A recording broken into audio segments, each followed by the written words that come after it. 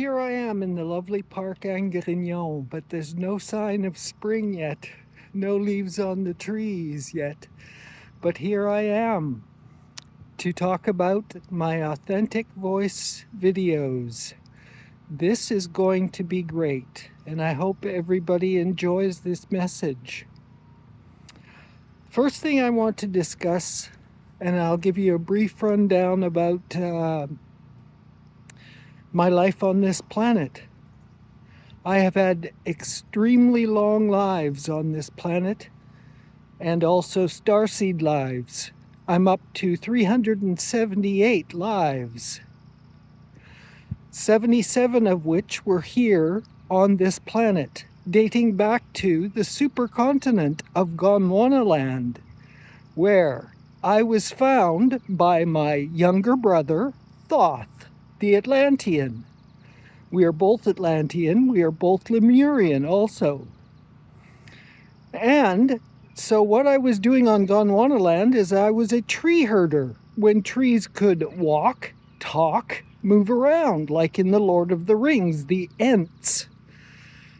And Thoth found me because we got separated a bit, and I was brought to the land of Mu. Interesting enough, Mu and Lemuria are not related. Mu was one of the first civilizations on the planet. I'm also called the Keeper of the Change, because this is actually interesting because we are going through changes right now at the end of a 12,000 year cycle. This is the 873rd time I am the judge of the change. I know what's going to happen in 2050. Many people do not. It's the end of the cycle. The sun will basically erase life on this planet, minus about 200,000 indigenous people only who can live off the land. What happens is the sun goes through a micronova cycle every 12,000 years. This is proven over and over and over again in science, if anybody doubts this. And what happens is that it basically hits one side of the globe, and the resulting ash, and it actually burns down to bedrock. Everything. That's why there is no real residue from the first cultures on this planet that were actually in North and South America. Not Europe, not Africa.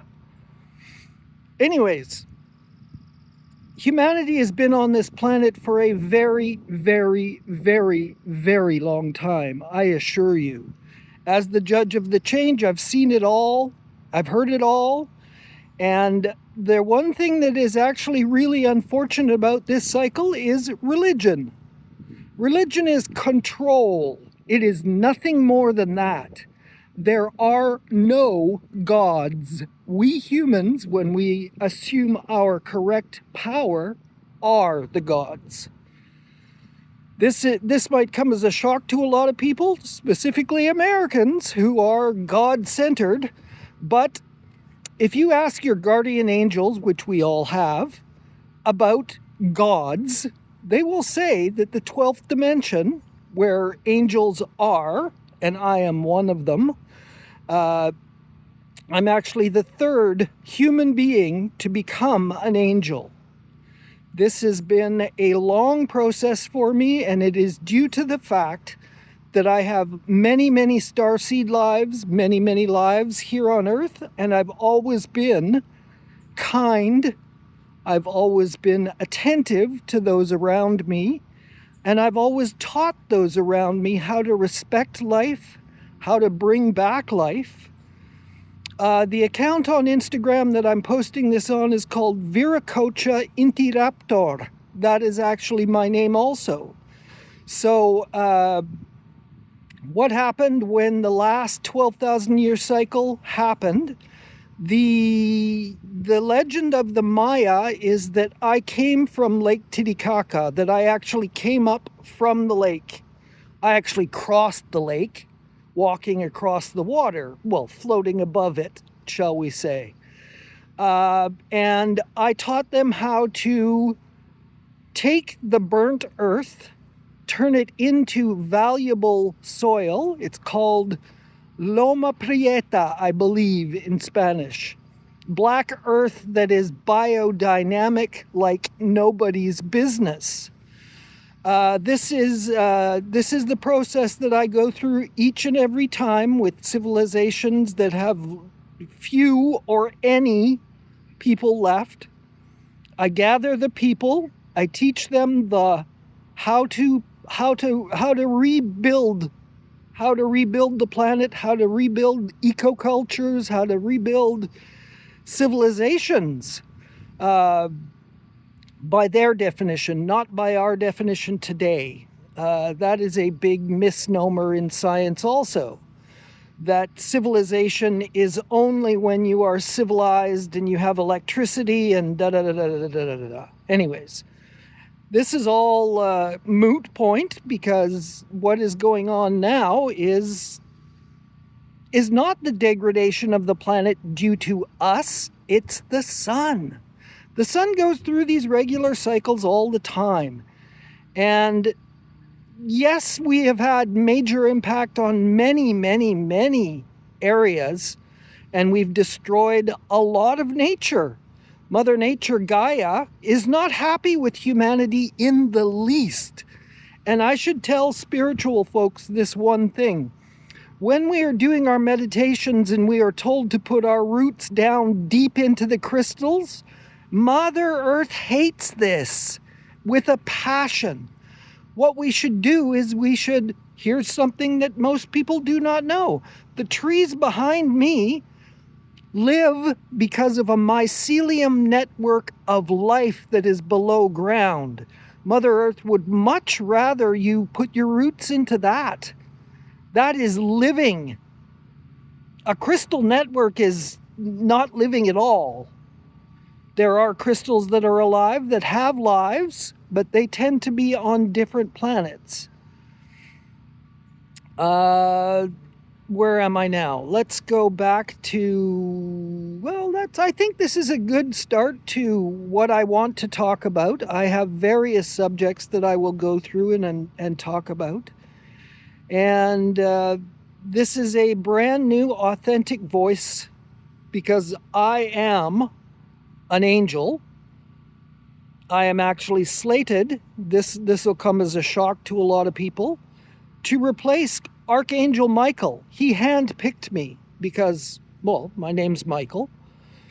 And I have been in training for the last 10 months to do this. I have a body armor that is under the skin. I cannot be pierced by a knife or a bullet or swords or anything of that nature. I have wings. I have a fractal face when I'm in my angel body, and I do work every night as an angel. I am 18 feet tall. I have gleaming armor. I have a long, long sword, and I do work for people. This has been a really, really interesting experience, because Archangel Michael is not disappearing. He just wants to do something different. He's been Archangel Michael for a very, very long time. He was not the first. There have been many. The angels are not created by a fake god. They have come from around the universe here to help us. Again, there are only 3 of us who are based on humanity. Sandalthon and his older brother, the Metatron, and me. We are often told by spiritual gurus that everybody becomes an angel. That is not true. It is simply not true. It is based on your starseed lives and how you've acted in your life here on Earth. If you've harmed people in any way, shape, or fashion, you're not going anywhere. There is no hell, so don't worry about it. Hell, if you want, is what we've done to the earth here. there are various things that society in general has as ideas around what is going on and what religion gives us, but unfortunately most of them are untrue. Again, religion is a form of control. Now, this is not all religions. There are benefit-based religions. Buddhism is one. Taoism is another. There is the original, what is it called? Tao of Tibet, which is the indigenous religion of Tibet that China has, I don't believe, wiped out completely. I'm not a fan of the Chinese government by any measure. They have done such evil things in Tibet, it is beyond belief. They've burnt down a lot of very, very, very old convents, all sorts of places. And this is not the way that you do things. It was a land grab. It was there are minerals in Tibet, and who cares? But we don't subjugate peoples to get ahead. We subjugate peoples to steal what they have. An interesting subject that I will discuss today is actually the great reveal that will happen in 2029 when the Arcturians, the Lemurians, and the Mayans, there are a couple more, I just can't recall them right now, but they're all coming back. And the Mayans are coming back to quash the Catholic Church. That is, as far as I know, one of the best things that will ever happen. Because the Catholic Church has not only screwed up people's lives to get the gold, to get whatever. They've stolen manuscripts. They've got everything locked up in the Vatican's archive that will never see the light of day unless they are simply removed from power. Women are still subjugated across the planet. What the fuck is that? I'm sorry, but the true prophet of Christianity was Mary of Magdalene. Read her Gospels and you'll get a completely different idea of what the hell went on during that time. Jesus usurped it all. And I'm sorry, that was simply done because, well, you're a woman. You can't run this, that, and the other thing. All you do is give birth to kids. Come on. If the planet was run by women, we wouldn't have wars. We would have peaceful growth all over the place. I think that's a good point to end this message because, well, I've given you some things to think about. Namaste. Enjoy the day because we live in the present. We don't live in the past. And the future we have to seize with energy, vibration, and being good to each other.